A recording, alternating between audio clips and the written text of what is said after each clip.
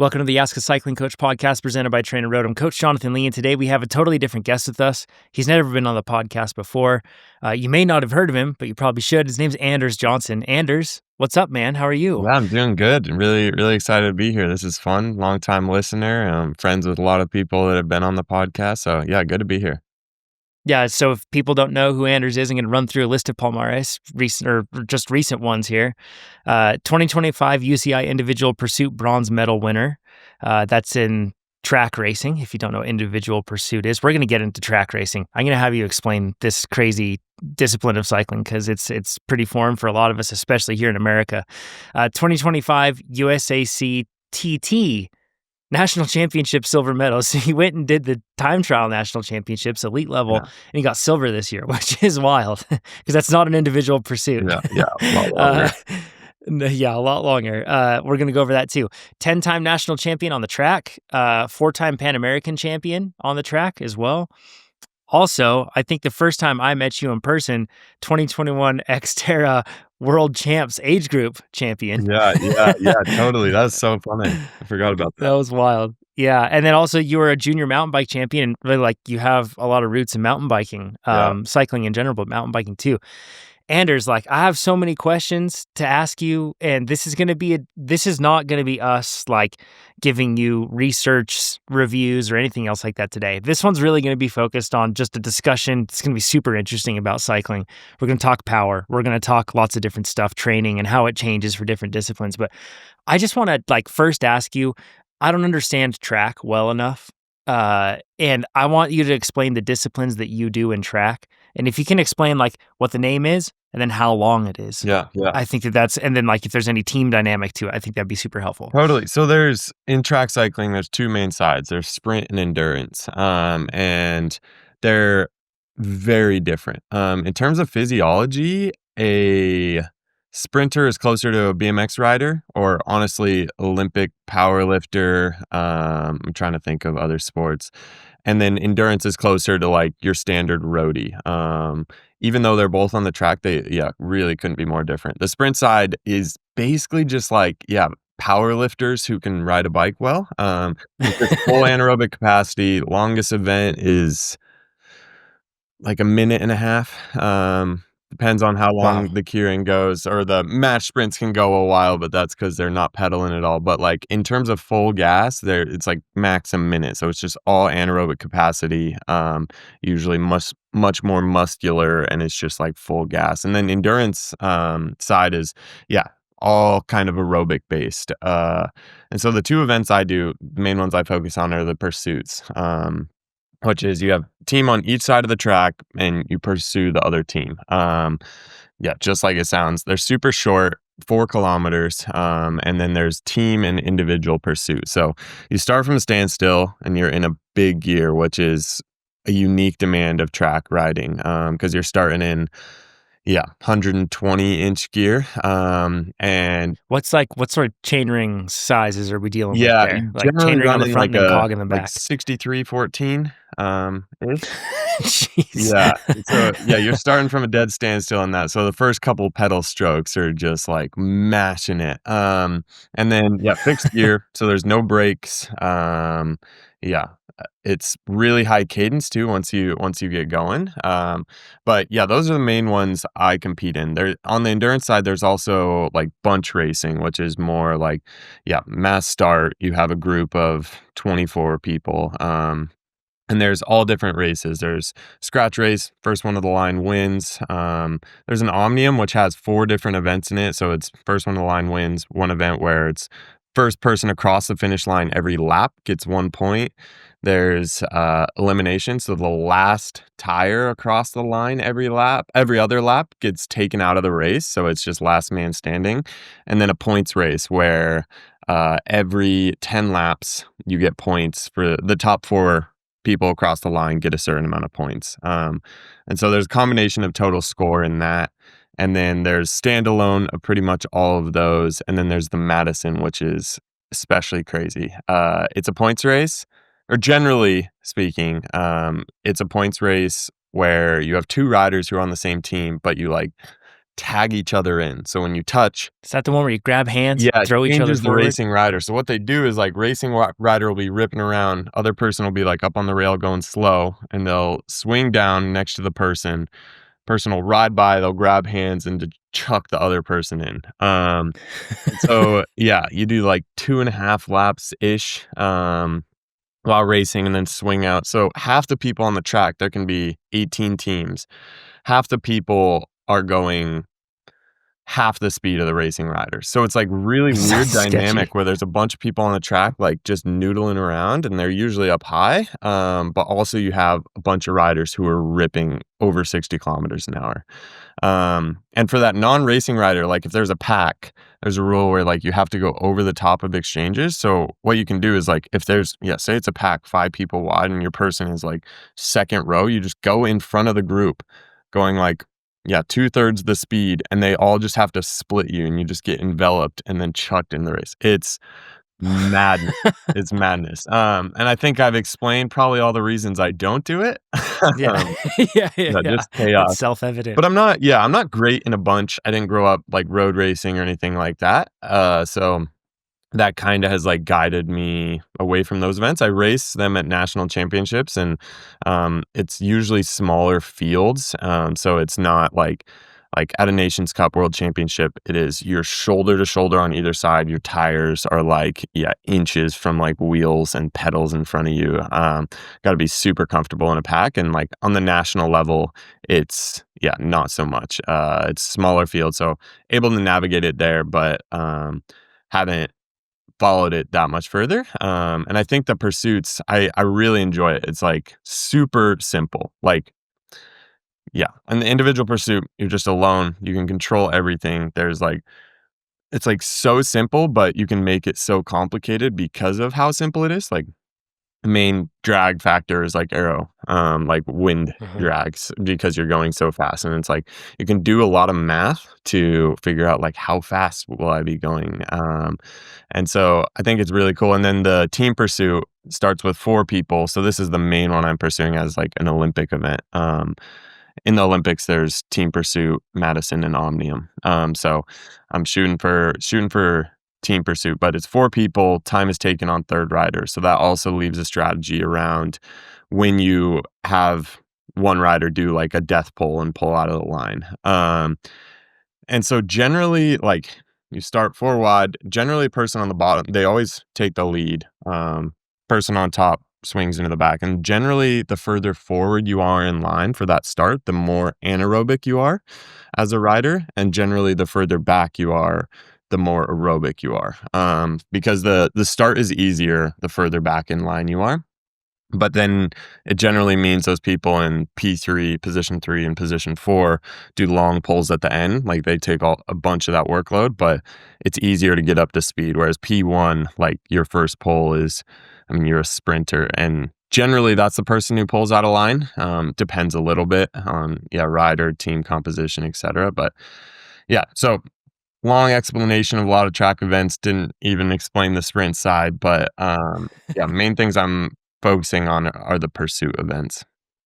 How long does a pursuit event last? Is it based on number of laps or time? Yeah, so a standard competition length, like internationally certified UCI, blah, blah, blah, all that is 250-meter track. And they're 4 kilometers, so you do 16 laps.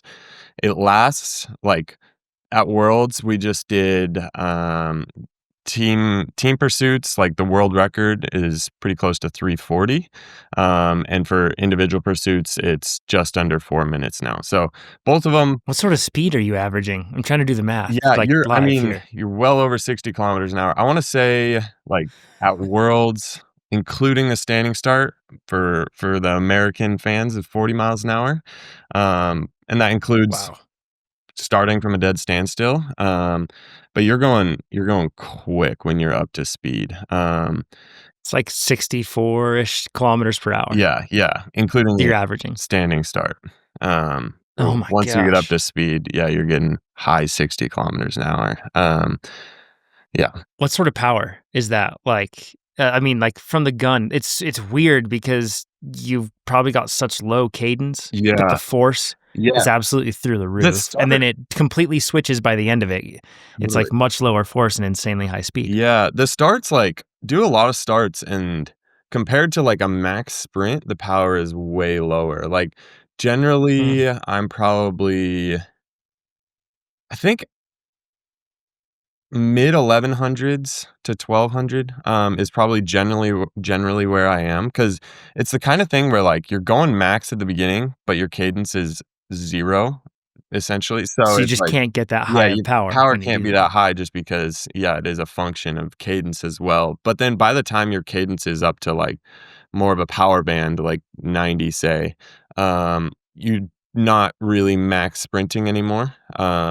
It's like if you are max sprinting, you're probably doing a little too much, so like the limiter is backed off a little bit. So in terms of max power, yeah, probably around 1200 watts for a start.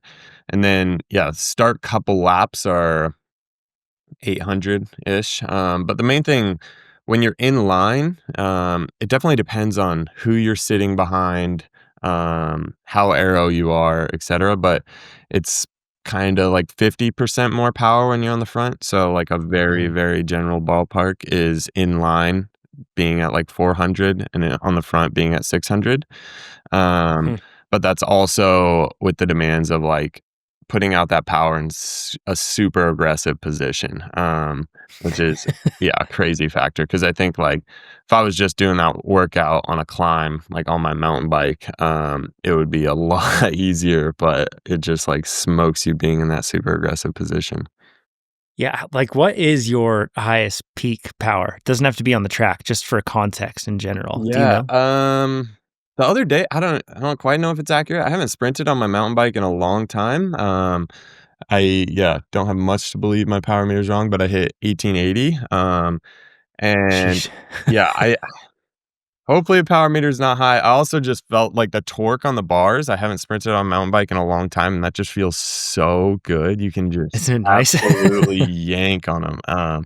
Yeah, incredibly good. So, and yeah, I can consistently break 1700 for sure. High 1700. So yeah, that's And then how, like, do you know, like, roughly what your 5-second power is or 10-second power? yeah, 5 second, probably like 1700-ish, 1680 maybe. I don't know exactly. Yeah, And then let's see. Yeah, I don't know on 10 to 12 second. Don't yeah. like What about don't do much like just pure sprinting. It's like on the yeah, stuff it's generally like 30-second efforts, minute long efforts, where you're just like, yeah, the kind of anaerobic development side of things.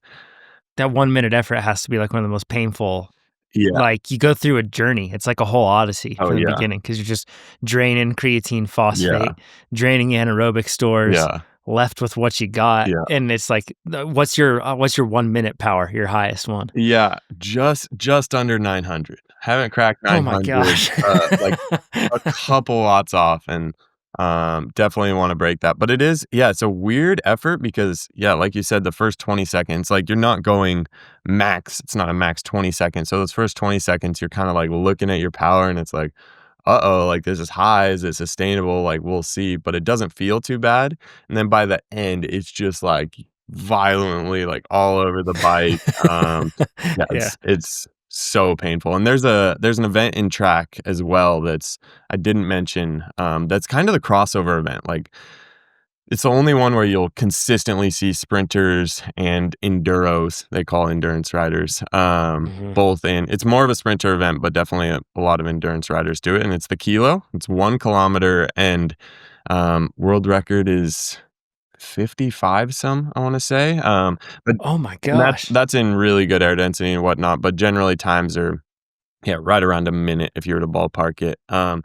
so that event is much worse, in my opinion, than an all-out 1-minute effort because it's an unpaced 1-minute effort, I would say, so if someone said, "Go do your max power for every single moment until, like, 1 minute," and so you go out, like, sprinting, and you're going out for your max 10-second, and then you're going out for your max 20-second, and then your max 30-second, and so, just because it's, like, so important to get up to speed, hit a top speed, and then, like, yeah, you'll lose speed at the end, pretty much everyone slows down, but, like, not that much, and it's, like yeah, anything you can do to hold on to the speed at that point is good, but yeah, you end, like, at half of what your max 1-minute power is generally, and it's just like, oh, your legs are just locking up. Yeah, it's a 'Cause you're horrible trying to feeling. maintain the speed and, like, have your peak speed at the end. Yeah. Like, you're trying to build or Mm, do I you would say peak and then you still just try to not drop off? yeah, I What's would the say if strategy? you're, like, a standard endurance rider, pretty much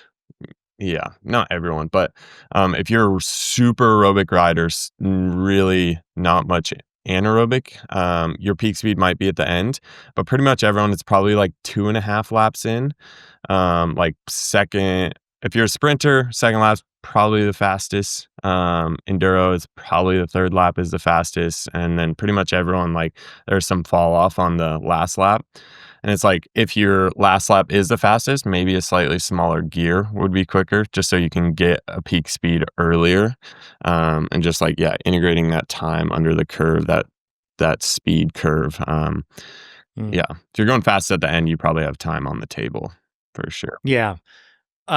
For these events that you're talking about, we're talking about the pursuit. What typical like power do you know? Do you even ride with power meters on the bikes? Yeah, yeah, yeah, I would assume you guys do. yeah. So, do you know what your power is at the end of like a very high level pursuit effort? Yeah, it depends a lot.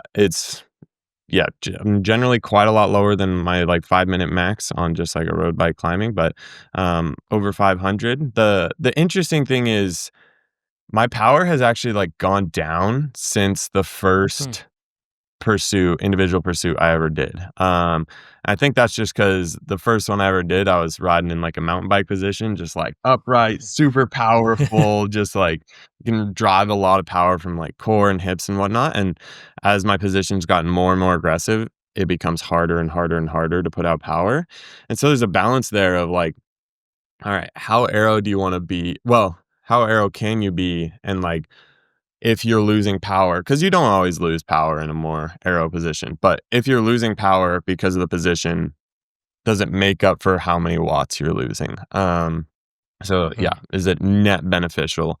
And so there's a lot of times too of like if you find a really aero position, it's like, could I build back up my power? Like start training my power of these muscle groups that are maybe unused or used in different ways and they're normally being used. So yeah, that's all about it. But it's really interesting. My power is like, yeah, kind of just like creeping down a little bit every like position change I make. Is your speed going up though? Speed is going up. Yeah. So Then there that's we are. I know. Yeah. That's why like sometimes when people ask me about power, it's like, all right, well, you have my end race time. So like that maybe is all you need to know, you know? Yeah. But it is like interesting trying to figure out that equation of like, yeah, essentially it's like power in and like CDA, like your coefficient of drag times your frontal area, like how much you're being slowed down by aerodynamics. And there are other factors of like rolling resistance, drivetrain inefficiencies, things like that. But the really main things are in there, like how much power are you putting in, how aero are you, are like the two main factors in that equation. On those lines, I feel like the velodrome in most cases is such a controlled environment. Um, do you guys do testing in the wind tunnel to validate position changes aerodynamically, or is it like wind tunnel or velodrome?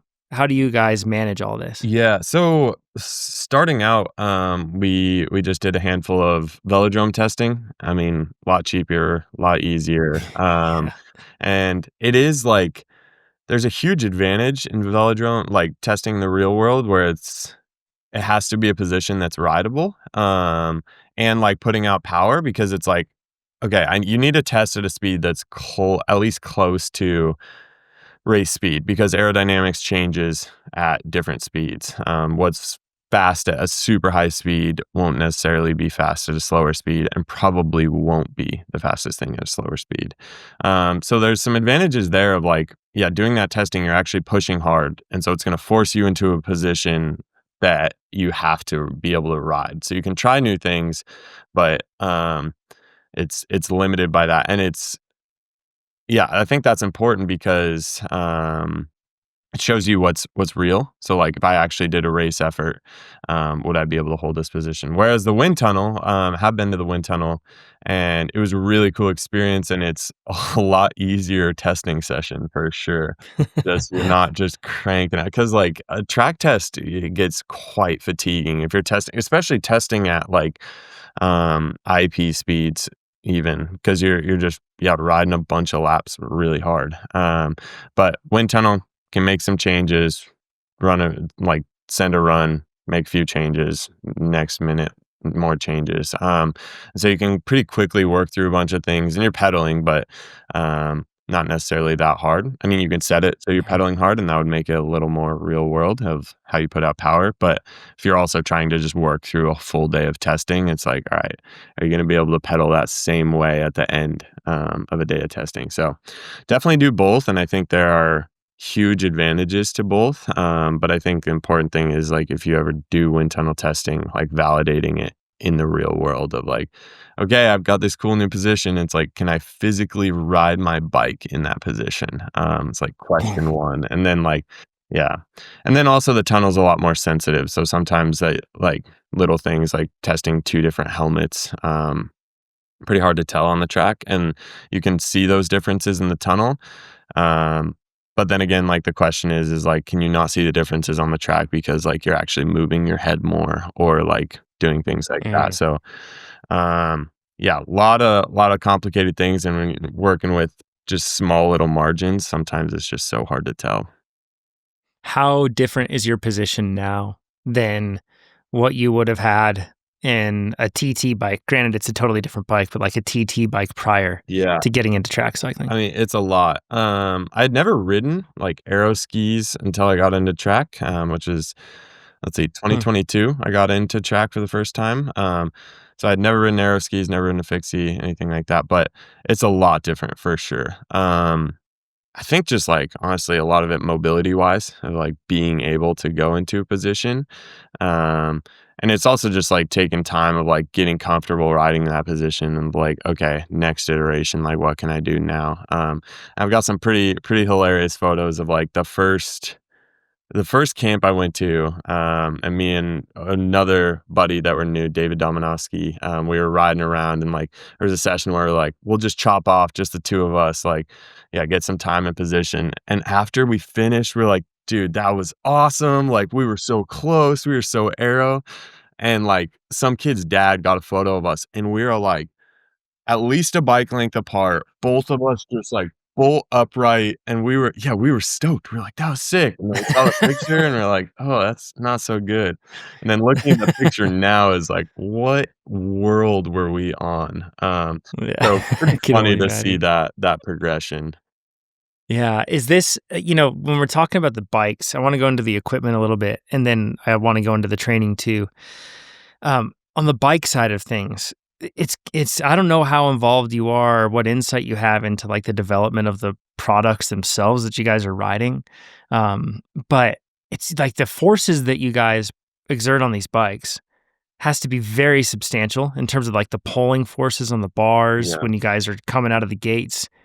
But then at the same time, it's got to be a really unique like engineering problem because you don't have crosswinds, so you aren't trying to deal with that. Like you're just dealing with like your yaw angle's 0, and then you've got people that you're going to be drafting at different times. Like what's the important priorities for the bikes? Because for all of us, it's like vertical compliance Yeah. and it's all to deal with like changing surfaces. You guys have perfectly pan flat, smooth stuff. Like, do you have insight into the bike development and what it takes to make a good track bike? Yeah, don't have a ton, but I mean, a few things there, like, there are some unique things that you would not know think of, like, the yaw isn't necessarily 0 when you're cornering, Oh, you actually interesting. have slight yaw, and so, like, that's a consideration of, like, aerodynamics, and, like, sometimes people go so far as I don't know if you've ever heard of, like, the super bikes, they'll make Hmm. some teams, have made left side drive bikes,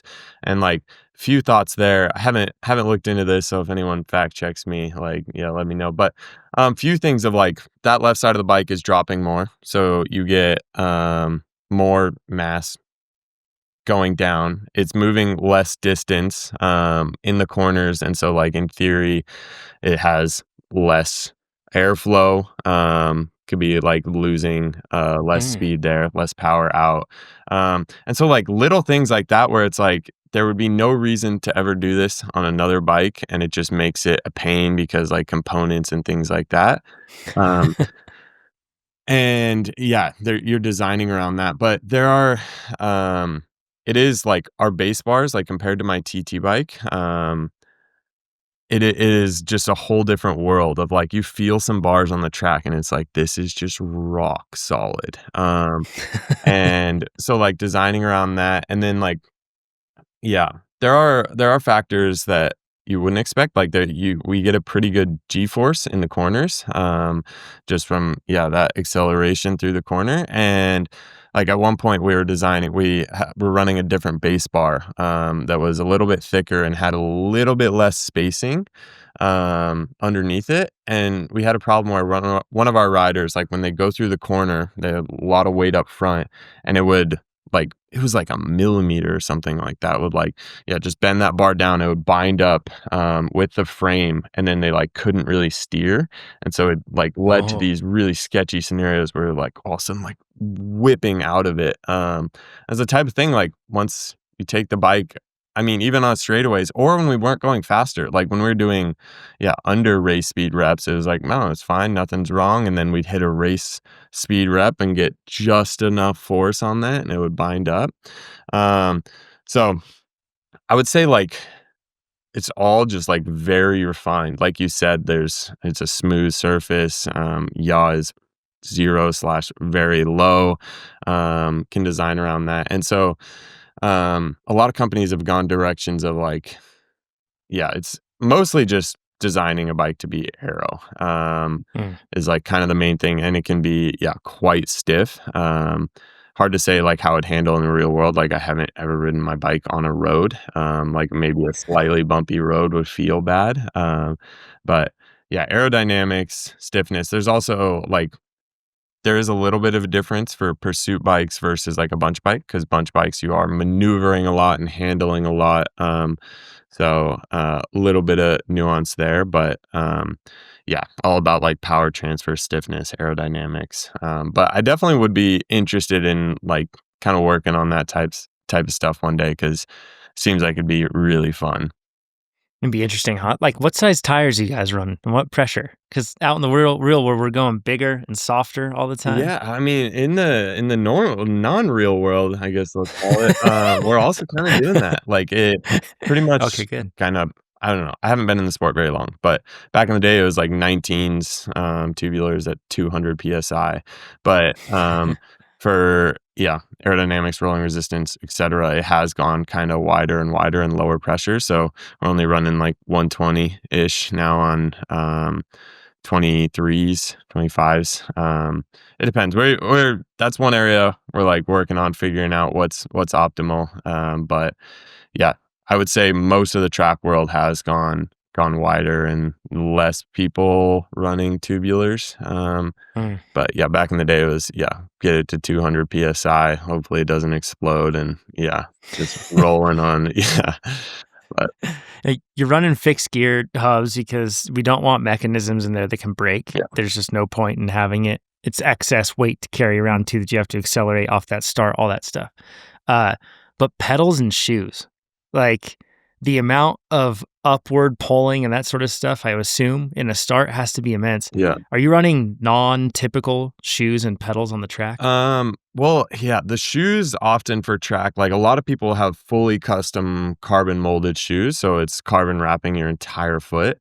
And then other shoes that have carbon that like wrap around kind of the outside of your foot, to like hold it in a little more. It's definitely like cinching your foot in like as much as possible because you are pulling up a ton. And it's not the type of thing where it's like, yeah, an Unbound, you need a comfy shoe.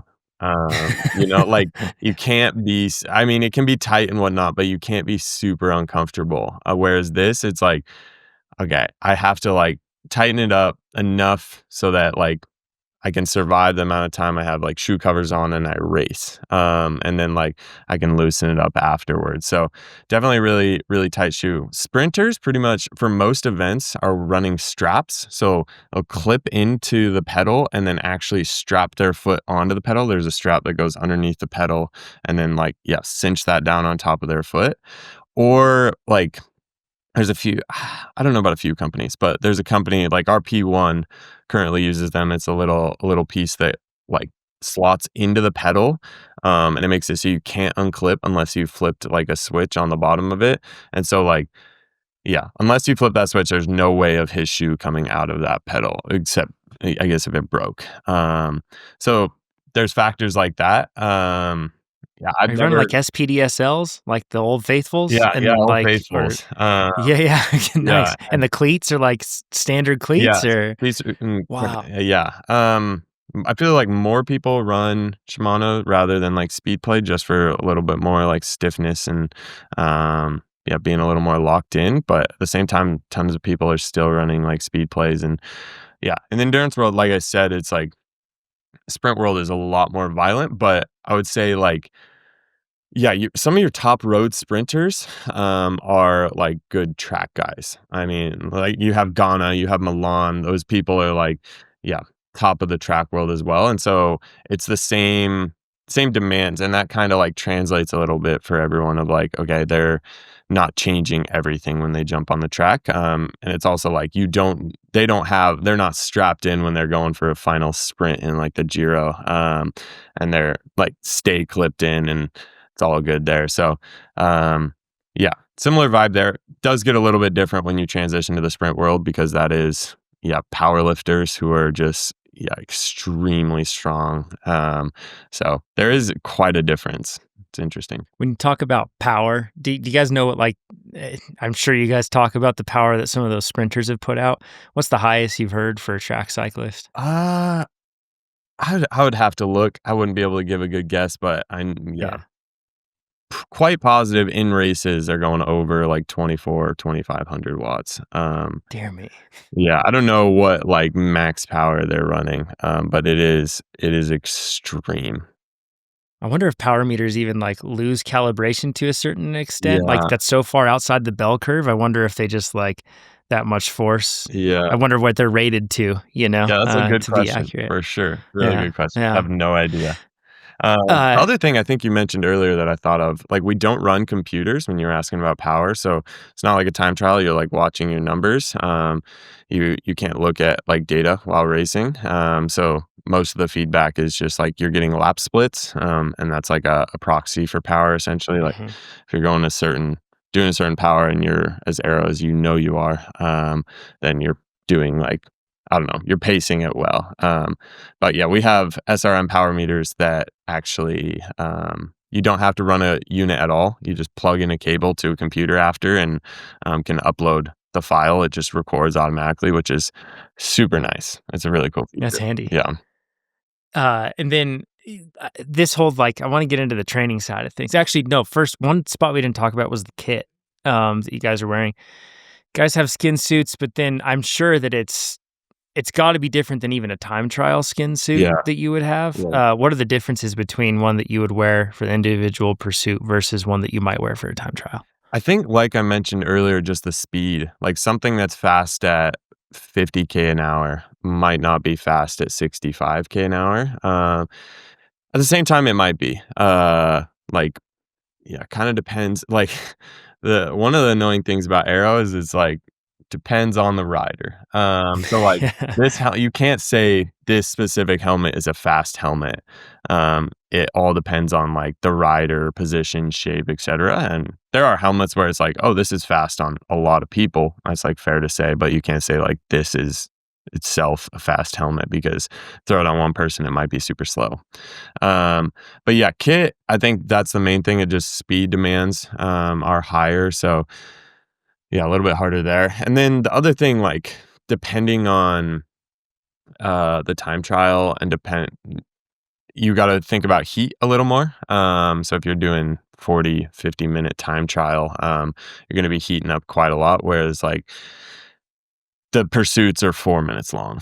You got to stay cool enough for warm up, but you can be wearing an ice vest and have fans and be dumping the water on yourself. Whereas, yeah, if you overheat too much in a time trial, that's definitely a problem. So I would say that's kind of a main factor that you're thinking about. You don't have to think about heat as much for a suit that you're wearing for a pursuit, but Or like, comfort, really, right? Like, Omnium, like you're racing 4 races in a day. The Madison is 50 minutes long. So oof. obviously totally different position, and you're also in a track that they're trying to generally make fast, and there's a lot of fans, so it's often really hot inside. Mm. So there is a big heat component in a lot of the mass start racing. Yeah, because I mean, hotter air is going to be faster, Yeah, right, exactly. than cold air. Um, I want to get into the training side, but like as a transition into that, I want to talk a bit about body type, because it's got to play a role, I would assume, in Yeah. what you guys do. Like, you are a super strong individual, and from what it seems like, that's just like part of the family. Are your brothers athletic Yeah, too? Because I yeah. think you have multiple Yeah, brothers, I've got right? an older brother. I was gonna mention this earlier. He's like gotten a bunch into bikes this year, but he's been a weightlifter since he was like in high school. Just like super strong. He's like me, but like the plus max version, just like massive. He's gotten into biking and been like super stoked on it. And he broke 1,000 watts for a minute the other day. And Oh my I was so gosh. annoyed, but uh, he is just a unit on a bike. He did Leadville last year, which is cool. Uh, What? Really? yeah, and Did he hit that 1,000-watt PR in in Leadville? Leadville, that was Yeah. at the top of Columbine. He was like, "Oh, I really wanna make it to the top, so, I'll make this Yeah. last 10 minutes turn into 1 because I'm now over 1,000 watts." No, he was pretty close to the big belt buckle time, which is rad considering he's Wow. 240-ish. So, Wow. yeah, big dude doing Leadville impressively fast for sure. But yeah, he played sports growing up. My dad was like super just like adventure man, like kayaking and like doing all this stuff growing up. So definitely a sporty, like outdoorsy family. And it is funny watching, like I coach my brother and like watching how fast he's progressed with like zero aerobic training and like, I don't know, fit and athletic. Not zero aerobic training. He does quite a bit of like, yeah, hockey and ski touring and all that. But like watching him like start out doing kind of a plan, it's just like, man, that progression would be so fun to do. Like it's just Yeah. awesome. Just your FT. How cool would it be to Like, get big gains again, yeah. right, Anders? Instead of Oh my gosh. Yeah. Just like I'm looking at best I can do is 2 watts. Like Yeah. That's so right. yeah, definitely a sporty family, and yeah, he bike raced growing up a little bit, when he was in, like, high school as well, so, yeah, that's kinda what led me down that path. So what's your height and weight to give people some context? Yeah, I'm, 6'1", and we run American units or Yeah, I can run. You just run the American, I'll run the Euro side. It's 185 centimeters. yeah, 185 and Yeah. then, like, yeah, 89-ish kilos, kinda depends, I fluctuate, like, a decent amount, depending on phase So and that's about what. 196 pounds, just under Yeah. just under 200. Yeah, if Yeah. I'm, like, lean, I'll be low 190s, but probably, yeah, sit right around that mid 190s, and How then important is that really quick on like the lean side? You know, for the majority of the conversations that we have, all of us cyclists, even subconsciously, it's just worn into us that yeah, you have to be as lean as possible. As one angel on the shoulder always tells us, yeah. right? Whether it's bad or good. Yeah, I mean, I thought is, like, it's good to just be, like, athletic in terms of leanness, but, like, the only thing I would say it matters is I mean, like, power to weight does like, approximate to power to CDA a little bit. If you have a really good Mm, power to weight, you're gonna have a good power to CDA generally. Just because that means you can put out a lot of watts and like say, yeah, a lot of watts and you're really small. It would be one good power to weight. So it approximates a little bit. And then like, yeah, if you think about like adding mass anywhere, like part of that CDA equation I talked about is like frontal area. That's the A. And so it's like, okay, if you're like super big or like, yeah, just a lot of unnecessary mass, you're going to become, yeah, less aerodynamic. In terms of if you add 10 pounds, like across your whole body, how much that would change your CDA, I do not know. There's It definitely probably depends, like every Aero question, yeah, right? it depends. Like, yeah, it depends. Are you someone who holds it in your stomach? Are you someone who, like, it goes to your legs? But there are, yeah, calculations out there like, yeah, every pound you add, your CDA does go up. But I think it's much, much less impactful than in, yeah, hill climbing, um, for example. But it definitely, yeah, plays a role. But I think it's the type of thing of like, you definitely fueling for performance, and it's going to outweigh that a lot more if you're actually at a performance weight rather than under fueled, under fed. So, yeah. Yeah. What does nutrition look like for you, an individual pursuit rider? Yeah, I think this might just dive into like what you're talking about training wise. Yeah. Like they hear track racing, and I think everyone thinks of like Quadzilla they see on Instagram.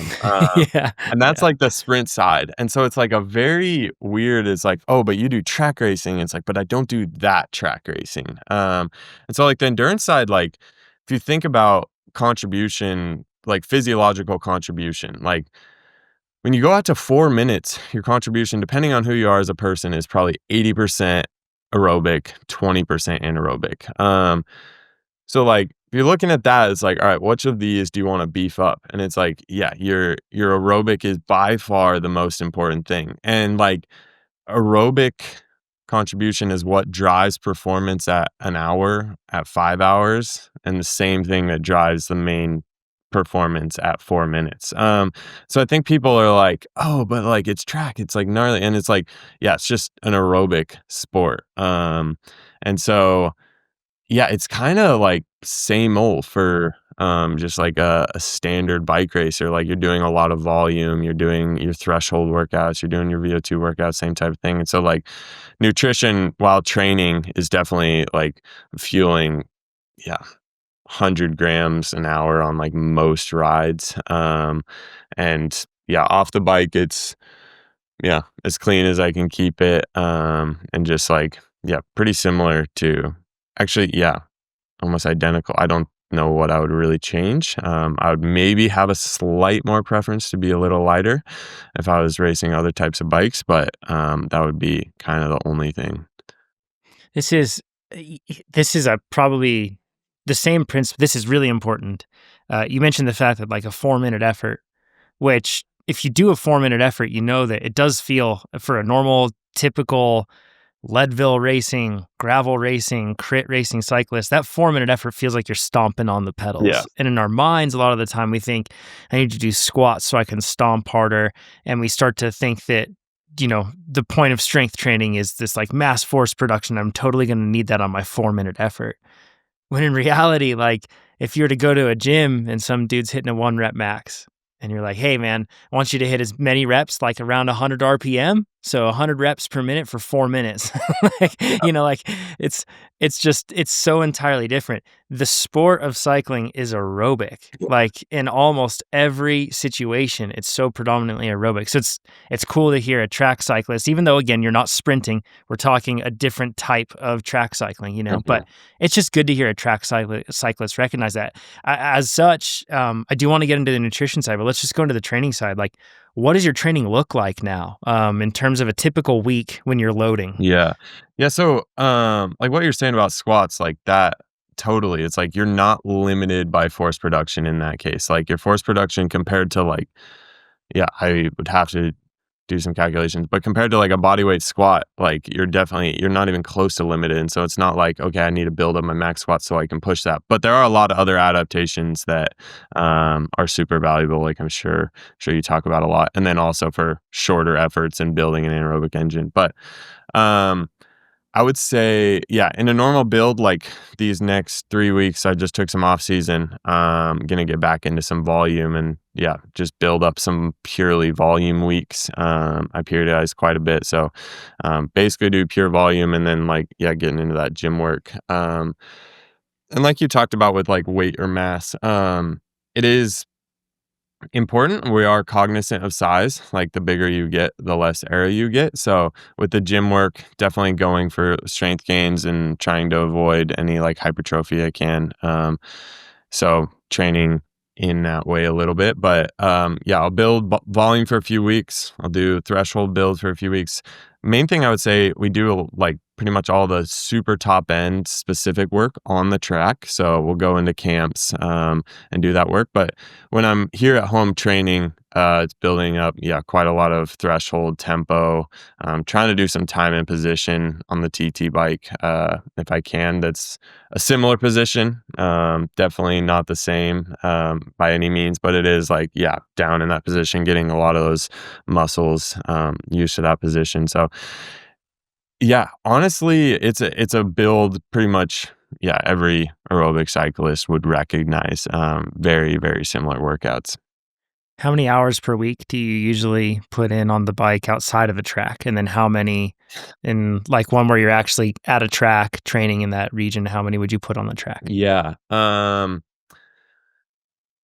Let's see. It depends, like volume phase. Like I've done some really big volume blocks in the past. But like generally I'll be in the low mid 20s for like doing volume blocks. When I'm doing quality work, around that 20-hour mark, 18 to 20 probably, if I'm doing like threshold, long sweet spots, things like that. 20 would be a good range. And then every once in a while I'll do like one or two like really big weeks, just like big super compensation, but all super low intensity. But then when we go in for track camps, it depends if it's before a race or not, but the volume just approaches zero basically. Can imagine. Like a standard workout, like we'll go up, you'll do an on-track warm-up, which is 15 minutes. Go in, like sit for a minute, go up for like rep 1, and that'll be like, if it's a flying effort, it'll be like start out going, it'll be 5 minutes, do like 5 of those, and then call it a day, spin home. So like commute to and from the track. And so like total time on track in that workout is like 40 minutes, but you're pushing hard for pretty much all of it. So those weeks, like, if you're actually looking at ride time, it's like goes to like 8 hours a week, especially if you're really trying to focus on quality. If you're further out from a race, we'll do quite a bit more volume during those efforts or those camps. So do a session in the afternoon, go like chop off like 3 hours or something, keeping that volume in. So it depends a little bit for sure of like phase, time of year. But there are When times you we'll go to say, camp and we want to do a ton of efforts and just do no volume outside of it. So yeah. When you say when you really want to prioritize quality, you'll drop down the rest. What's your motive in dropping down and getting rid of all the other riding and the other time on the bike? Like just when you say prioritizing quality, what does that mean? removing like any extra fatigue. Like if you're going out and spinning to do active recovery, just like flush the legs, like try to make yourself feel better, get some like fuel on board so you're actually like replenishing carbs. Like it's beneficial, but like even riding easy 4 hours is fatiguing. It's different. I mean, it's a lot less fatiguing than going out and doing a 5x5 max workout, but trying to just kind of limit fatigue and increase amount of recovery. Like if you finish that workout and you're not going to do 3 hours, you can get home, like maybe get a nap in, throw some like Normatex on, throw your legs up, or at least just like kick it on the couch, and like get that recovery process started. So it's the same reason like I'm not doing a 25-hour a week when I'm doing a full threshold like VO2 week as well. If I have several workouts of that, like you just can't go as hard because you're fatigued. And you don't think it's much fatigue just doing simple endurance, but every little bit adds up for sure. This is, you mentioned that you can't go as hard, and that's on those key workouts, those threshold VO2, that sort of those 5x5 days. It's key to send a really have really high amplitude, send a really strong signal Yeah. with those, right? And if there's nascent fatigue sneaking around there, it just makes it so you're nerfed. You can't actually exceed your capabilities sending a stronger signal. Yeah, you could go out and you could do like 5-minute max effort and you can go 10 out of 10 RPE, but like in terms of the signal you're talking about, you're just not going to be able to do as much power or like, send as big of signals for that adaptation. And then another thing on track, like you're working with pretty much all the work we do is team pursuit focus. So you're working with several other guys. So it's not like, oh, if you're going slow, like big whoop, you just go slower. It's like you're actually bringing down the whole team. So it's like also a component of showing up for the team and being able to do the speed needed for whatever reps your team is trying to produce, because it's all about like quality and like very refined movement. So yeah, it's definitely like a team effort, and you got to think about that component of like, yeah, if I'm slightly off, actually like being a detriment to the team overall. I would say that your training intensity distribution has to be like extremely Yeah, polarized, I would assume, right? Like you are like the highest of the high end, and then the rest has to be very low. yeah. Do you spend much time in high zone 2 tempo and bridging up to threshold, or for track racing for individual pursuit for you? Or are you purely focused on that really high power that's around 3 to 5 minutes and then just easy stuff? Yeah, I don't spend much time at high zone 2. I spend quite a bit of time at low zone 2, doing volume, but I do spend a good bit of time on doing tempo and threshold. Some people like kind of do that extremely polarized, where like nothing, but it's beneficial to me for sure to do like tempo threshold, like definitely on a TT bike, and just like getting that, fatigue resistance and just building up that aerobic base more. But yeah, I would say when we're in a camp, like I don't know if I touch anything zones 2 through, yeah, VO2. Like it's just either you're 2 through 4 is dead. yeah, you're Yeah. spinning around after an effort, you're commuting at like 100 watts, or you're going max effort. It's kind of funny. Uh, Gym routine, you mentioned that you aren't going for hypertrophy. You're Yeah. not going for just like, so that probably means you're not doing like high rep counts with high sets Yeah. as well. Yeah. What does your gym routine look like, and what sort of exercises do you prioritize? Yeah, mostly low reps, 4-ish range, like kind of a lot of stuff right around there, like quite heavy. You're moving to work it by the last rep for sure. And yeah, usually not too many sets. It kind of 4x4. I would say like plus or minus for sets and reps on both of those, kind of in that range. Do a good amount of deadlifting, bit of leg press. I would say, yeah, those are some of the key movements, squats. So kind of some of your key like compound movements, where it's like, okay, you need strength through your core and back and legs and like put out this power. And there's, yeah, a bunch of other ancillary movements as well, like do some glute bridges, like, yeah, different types of deadlifts. A lot of track cyclists do some Olympic lifting as well, just for that power component. So yeah, it's kind of the standard meat and potatoes. Yeah, go in deadlift, go in squat, go in leg press. But yeah, it's all quite heavy, and usually keeping that rep scheme low.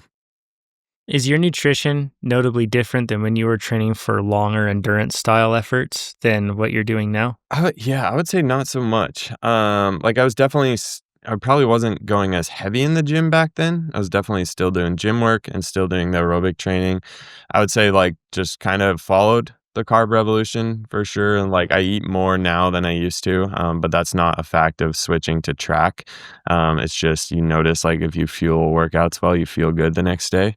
It's like, yeah, surprise, surprise. But I would say not much has changed by result of being on the track. Yeah. Yeah. Is how much protein do you aim to get in typically? And do you measure that? Do you weigh your food? Do you count Yeah. calories or macros? I not all the time. I'll go in phases of just like checking in what I'm doing and like really queuing into like, okay, yeah, how many grams of carbs am I doing for like pre-race dinner, or like how much protein am I doing post-workout, things like that. And I use that to like kind of inform where I'm at of like, oh, I'm missing in this area. But then I try to go back to just more of an intuitive style of like, okay, I know maybe I wasn't incorporating enough protein before. Let's go back to that. I'm definitely a big fan of intuitive eating and fueling for performance. Yeah, I found it was, like tracking is, like, tough when you eat as much as we do, just, like, you're tracking so much, and then it's, like I definitely undereat when I track because it's, like, I think a big part of it is cutting out the snacking, so, like, it's, like, I'm probably just tracking meals and, like, to consume enough calories in like 3 meals or 2 meals, like a breakfast, you ride most of the day and like eat a dinner or post ride. It's a lot of food during the meal times. And so I'd find of like, yeah, you get in your head of like, oh, this is so much food and so many calories though, and you're tracking, kind of get in your head a bit, and it's like, oh, that's probably definitely enough. And it's just like I would find I was like always hungry, and then it's like, oh, I'm gonna snack. It's like, all right, catalog this, like weigh out everything. So it doesn't I feel like, yeah, mentally is definitely, like, quite a burden for me, and I think some people find a good flow of it, but I do think it's beneficial in understanding, like, okay, where am I at generally, like, with my current intuitive eating, am I hitting the right boxes? So that's kinda my approach to nutrition. Kinda calibrating it every once in a while, just kinda bringing it closer into that. Yeah. You carry a lot more lean mass than probably the majority of us average masters endurance cyclists that Yeah, are listening to this. yeah. Uh, what sort of calorie intake do you typically aim for a day? What's a good day for you? Yeah, so, let's see, this past week or this coming week,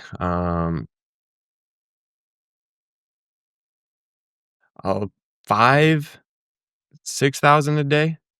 Um, Because you're putting in volume next week, I would yeah, assume yeah, too. so, Yeah. like, next week, probably do, like, 20,000 kilojoules, on the bike, some gym sessions, resting metabolic rate, like, around 2,000, so, yeah, ballpark, it definitely depends on the day quite a lot, but, yeah, it's probably ballpark 5,000, yeah, And then what's like your FTP, which I don't think is very relevant for when you're on the track. yeah, Like again, like power to CDA and speed to CD, all that stuff is more yeah. important. But I'm trying to get an idea of like what power are you riding at when you're going out and doing these volume weeks?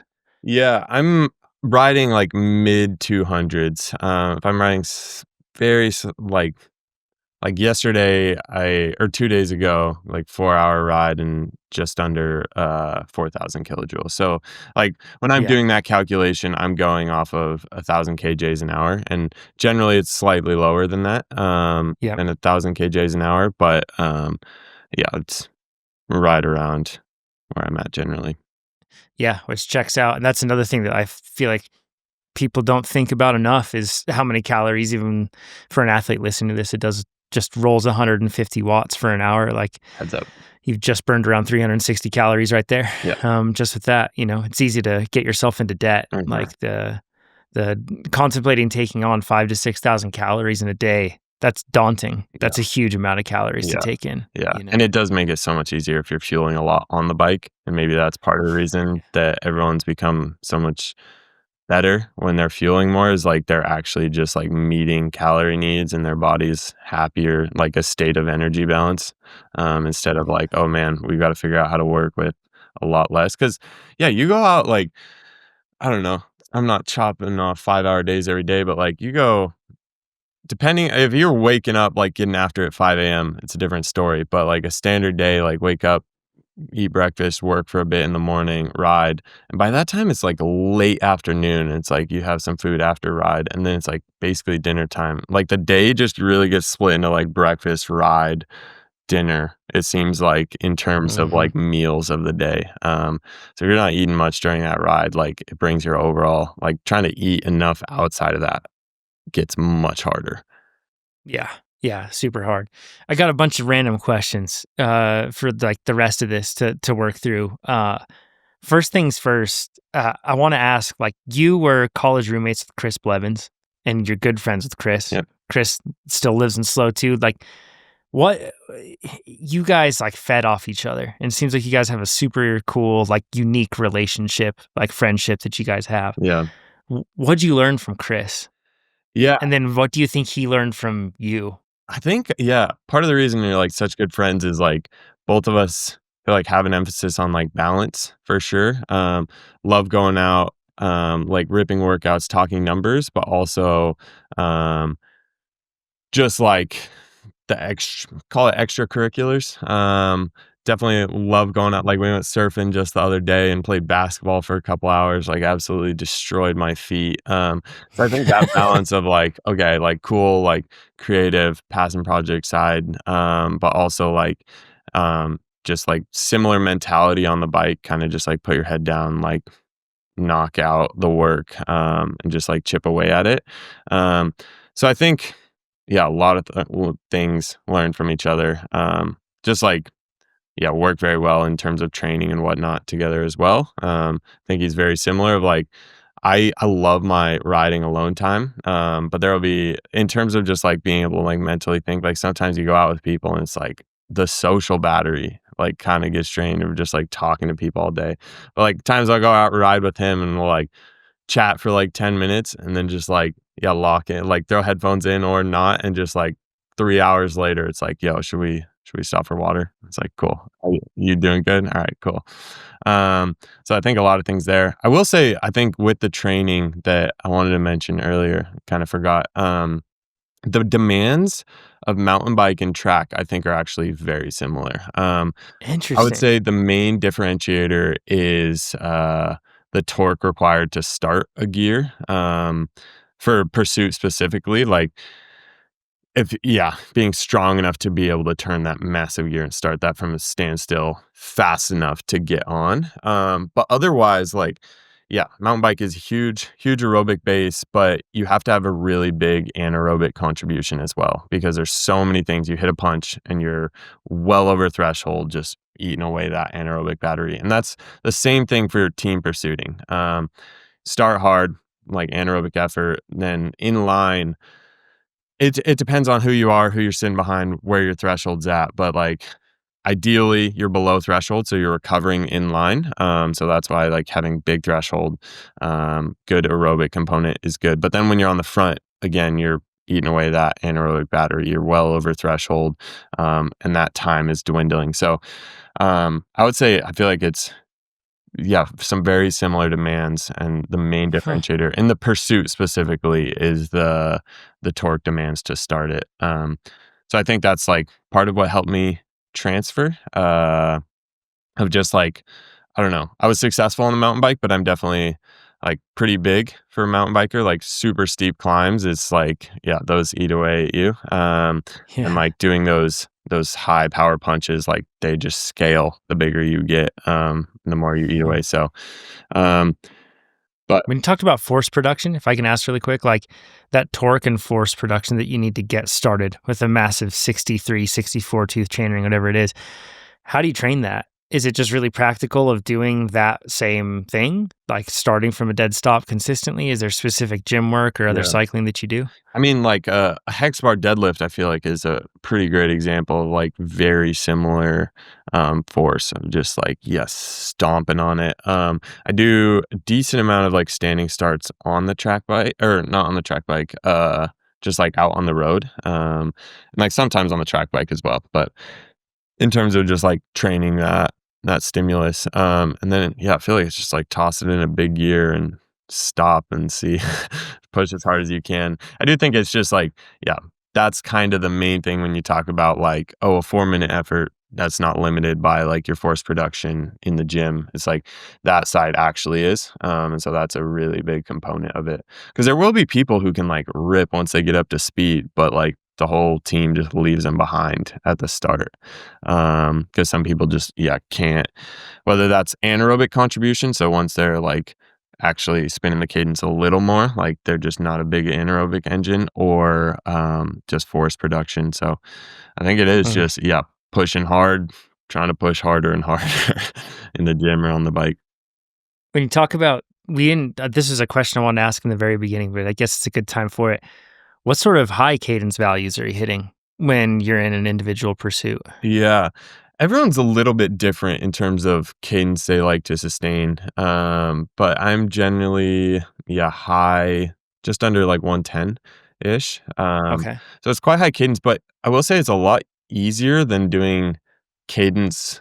on a non-fixed gear, and I think it's just, like, the momentum pulls you through any dead points, and it's a lot smoother.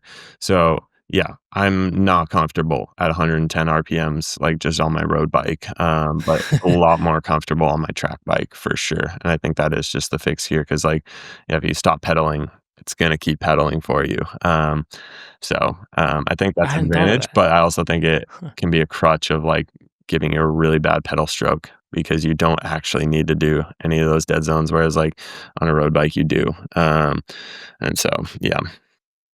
What, like, technique cues do you focus on then with, like, your pedaling stroke, or is it a focus of yours? Not a ton, I definitely do some work on rollers to, like, yeah, on track bike versus and not track bike to try to keep like smooth pedal stroke and like power output and whatnot. But while I'm racing, I don't really have any cues that I think about there.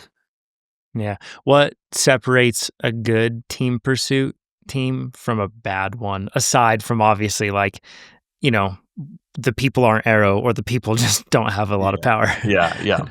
Like you said, need to be powerful and arrow, but technique, so, like, staying in line, like, it's wild when you're riding in a line and, like, say the front guy, like, flicks up and you haven't flicked up with him, you're suddenly just at pull power, and it's just, like, you have to, like or you don't go to pull power right away and they, like, pull away from you and now you're, like, sprinting to catch up, so, technique and, like, keeping the line nice and tidy, um, everyone yeah, just always following a draft when you're in those wheels, you're at sit power, because the more time you spend flicking and whatnot. Um, yeah, smoothness of line through corners, it's actually quite hard to hold a good line. It's like you're just turning, it's a big corner, you wouldn't think it's that hard, but I think it's just you're going so fast, you're pedaling fast, you're pushing hard. Yeah, keeping like low, like down as low on the track as possible. 'Cause the higher you go, the further distance you're going, so more time you're That's good. losing. I was gonna ask that, like, how, because there's lines, there's kind of like a Mhm. lane that is indicated visually. Yeah. Are you guys striving to stay at the bottom of that Yeah. and, like, stuck on that line? I know that they have those little foam things and like to kind of like stop you from getting too far to the Yeah, they got inside, rid of but the foam things, thank God. oh, good, good. Those are sketchy, but yeah, the lower you can go in the corners, the better.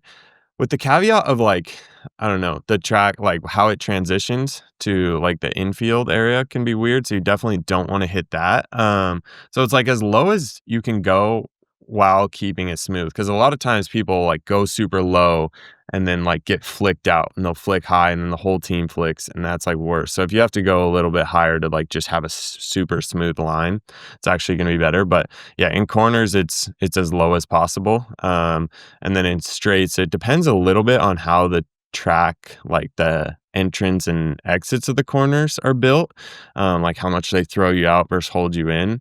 But you kind of like find a line that is agreeable and smooth, and everyone kind of works to hit that same point of like, oh, I know when you hit the straightaway, you're going to be here. So I'm also planning to be there. Um, so yeah. Is this like, when you guys are talking about holding all of these lines and going through, is that not challenging relatively for you because of your technical mountain bike background? Or is that still like a technical challenge for you? Yeah, it's totally different, Yeah. technically. Like, I'm trying to think. Yeah, I think it's way different. Just like it's a speed thing. So it's like maybe it's more similar to like descending on the road, like the technique required to descend on the road of just like the super high speed technique, or like even got a teammate who used to be a ski racer, so he's super comfortable with high speeds. And I think some of that skill is actually, like, more valuable than the mountain bike skill. Mountain bike skill is, like, a lot about just allowing choice and, like, being, like yeah, having a lot of finesse to it. Whereas, like, yeah, it's pretty simple. You're just, like, turning left and, like, trying to stay low.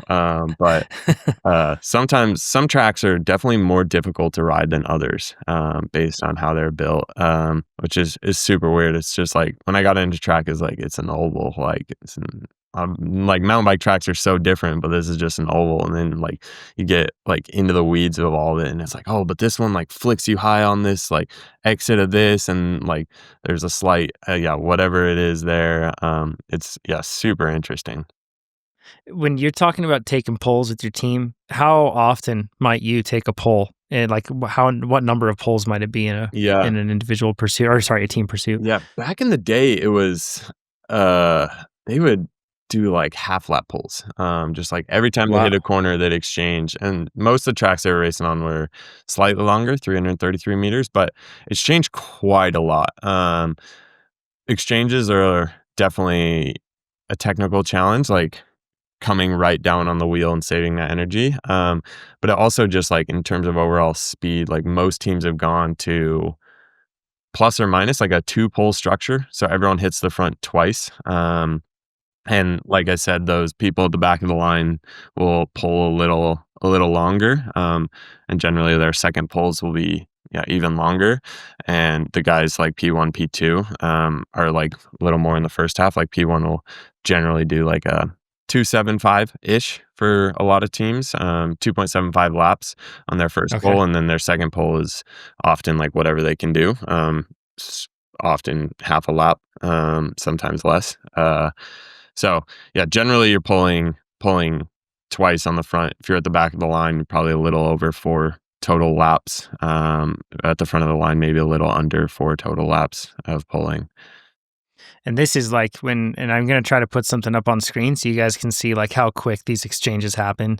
It's not like when you're ripping a group ride and you're like working your way back and chatting with people as you're working your way back to you guys. It's like one person pulls out and boom, and he slots like right back in. Yeah, It's yeah, like, it's very, very quick. yeah. So you have to be perfectly coordinated. Yeah, the timing of that can be really hard, and, like, tracks, like, if they're shallower banking, you feel like you have to, like, turn a lot more at the top, whereas, like, super steep tracks, like, it's like, boom, boom, and then, different techniques as to, like, if you do a longer and a little bit shallower versus, like, going higher. Going higher is better just because you have more speed when you come back down, whereas, like, the shallower you stay, the faster you stay going, and so, like, you're out in the wind longer, so best case scenario is, like, as steep as you possibly could, up and down, and then the other challenge of it, like, just mentally is you've still gotta keep the overall same speed, so you have to stay at that pull power, basically, so it's like, when you finish, like, as you pull off, it's like, you can't mentally just like, "Oh, thank God I'm done." Because, like, then you, like, go up and you start to come down and you're just going way slower than the group, and you're just like, now you're just sprinting again, so, um and it's, like, super easy to get on, doing an exchange and getting back on is, unless it's, like, your second pull and you're really cracked, but, like, yeah, you can just go harder and, like, ride up to the group, but, like, the effort that requires, like, at minimum, it's, like, a straightaway at pull power, so it's, like, you've just wasted another half lap that you coulda done on the front because you did a bad exchange. Um, Man. yeah, Yeah. It's super fun racing to watch. I yeah, think the pursuits are my favorite type of track racing to watch. Match racing is also fun because of the gamesmanship that you have and the cat and mouse sort of stuff with yeah, track stands and all that. But I want to kind of close this one out by talking about the Olympic pathway. That's you and your team and you individually as an athlete. I'm sure LA 2028 has to be a focal point. We could do an entirely different podcast episode all about the economics of being an Olympic athlete and its challenges because it's not like, you guys are getting massive contracts. There's for every Olympian that makes a killing, there's probably 1,000 that don't. But I want to talk a little bit about this just Olympic pathway. Like, it's one where you have to commit to chasing this, and this is like a big commitment that you guys have. Like, what does it take to get to the Olympics? And then do you guys know roughly like what your chances are of like, I'm sure USAC they're focused on medaling and they want medaling to be the focal point. So what's that commitment like for an athlete like you? yeah. So, like, team pursuit wise, they're changing the rules right now a little, or the qualification process a little, so, a few things are still to be confirmed, but I think it's going to be top 8 team pursuit teams in the world go, so you have to in the prior basically in the prior 2 years, you have to be the top 8 ranked team pursuit team in the world for your country to even send a team. So that starts likely at World Championships next year, will be the first Olympic qualifying event. So there's a big commitment there of just like, yeah, it's not, I feel like you hear these stories of like this person tried the sport and 3 months later they're at the Olympics. And it's like, no, like you don't even have a spot in the event if you're doing that. So like if we're not doing well next, yeah, the World Championship, so a year from now, like that's when it starts. Points start to accumulate. And like when I got into track, it was 2022. The program was brand new. They're like, all right, let's qualify for Paris. And yeah, it was brand new, and like yeah, 4 months later, Olympic qualification started, and it was like, yeah, I sucked at that point. I mean, I just like wasn't Aero, I guess would be the main thing. And so, yeah, we're going slow. In the first year of Olympic qualifying, we were just getting smoked. And the second year, we were doing a lot better. And like, if we had 2 years of that, we would have qualified. But yeah, we didn't. We had the prior year where we had just been going and getting smoked at everything. So yeah, it's a long, long commitment in terms of racing. In terms of like actual races, it's not that many.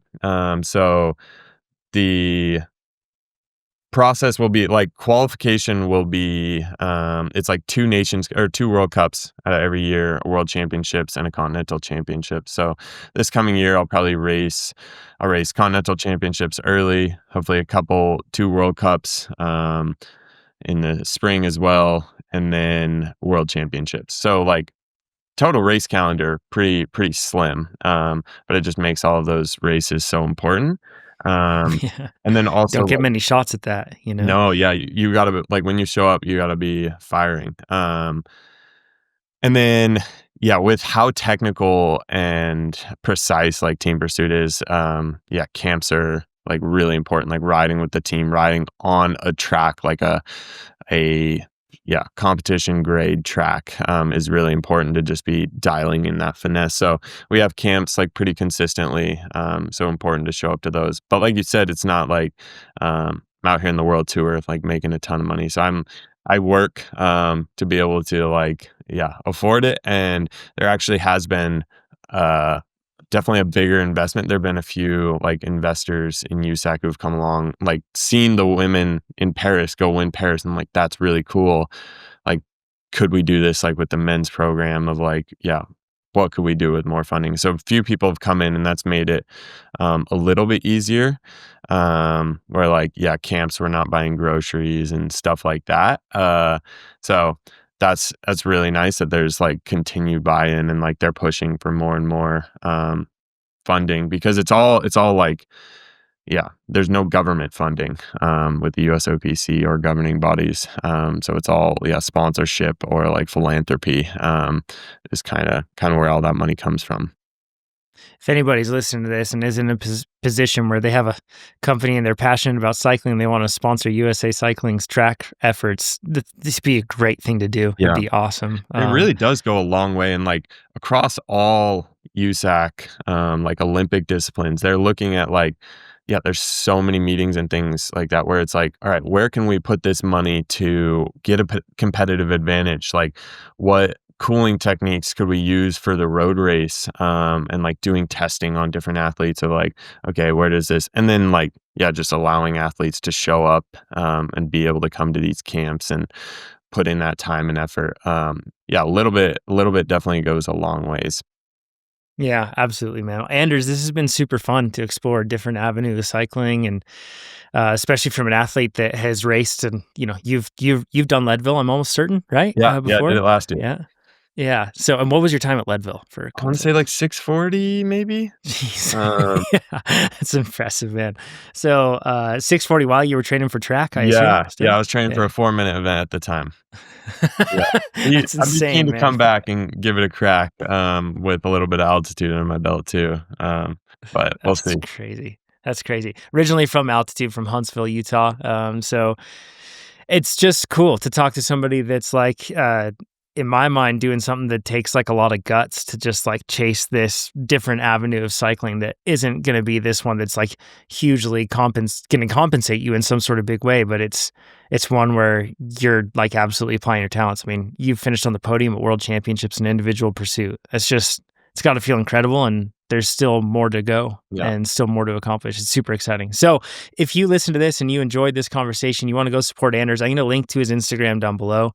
Go follow also like their efforts there with USA Cycling and the track team and everything that they're working on across all the different disciplines. Get behind them. It's going to be exciting when it comes to LA 2028 here and in our country, and we're going to be really stoked to be cheering for you and you and hopefully the team too that makes it. It'll be amazing. So, Anders, thanks a bunch, man. Yeah, We'll talk thank to you you next so much. time. I appreciate it.